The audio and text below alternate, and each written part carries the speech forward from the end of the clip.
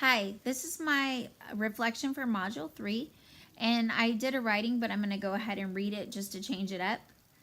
Um, when I think about this module, there are a few aha moments that stand out for me. The most poignant one is that an educator can act preemptively and avoid confusion about behavior issues and classroom expectations. Since I have been substitute teaching for a year and a half, I've encountered and dealt with many behavior issues. What became clear to me during this module is that if you make the expectations clear and provide the students a framework, the amount of behavior issues are reduced significantly. An educator cannot have the mindset that you operate and then deal with issues as they come up. The issues are going to come up. And it is best that both the educator and the students know what will happen when they do. Now, when I'm in front of a group of students, we talk about expectations, even if it is just for 45 minutes. I institute this sort of play-by-play with the students with whom I work.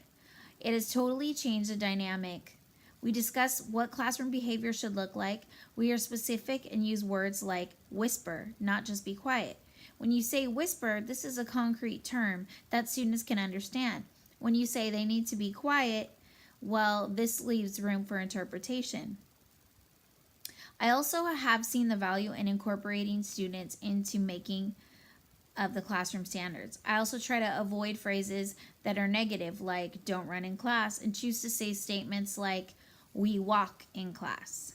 This encourages them to take ownership for their own behavior and allows them to think critically about what makes a comfortable learning environment. Additionally, another aha moment for me was when I realized how important it is to build community. School is a place where, in addition to academic learning, students also learn how to be a friend, a listener, a helper, and an upstander, and many other important skills. Students will flourish when they're in an environment where their voice is important and is heard. I love the idea of having a morning circle just to catch up and build community. There's nothing more perfectly matched than structure combined with a sense of belonging. When there is a focus on community, then when a student needs a reminder about the way their behavior is impacting others, that reminder does not come from a place of judgment or penalty, but rather a place of concern. A final aha moment for me was the research in restorative practices. I love the idea of bridging the gap to bring someone back into community. Instead of alienating a student for misbehavior, they are confronted with the impact that the behavior has had on other students. This strengthens the voice of the student who was impacted by the misbehavior. It teaches students that when something wrong has occurred, it does need to be addressed. Also, it causes the student who was misbehaving to have to deal with the pain or injury that he or she caused part of the community. Finally, it reminds the student that even when you do something wrong, you still are part of the community. The student is not able to run away from the action they took. They deal with it, they think about it, they see how it impacted others, and they come up with a plan for how they're going to deal with it and act in the future.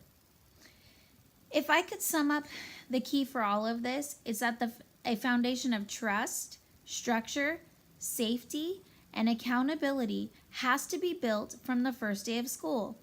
The students, teachers, and aides are the builders. The classroom ecosystem will not be the same every year because there will be different parties involved. However, it can always be a healthy ecosystem.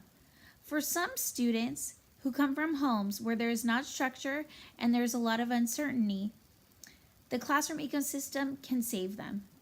The weight of the responsibility should never be lost on an educator about a healthy ecosystem. The ecosystem is a living, breathing entity that requires nurture, support, and a foundation for it to flourish. Thank you.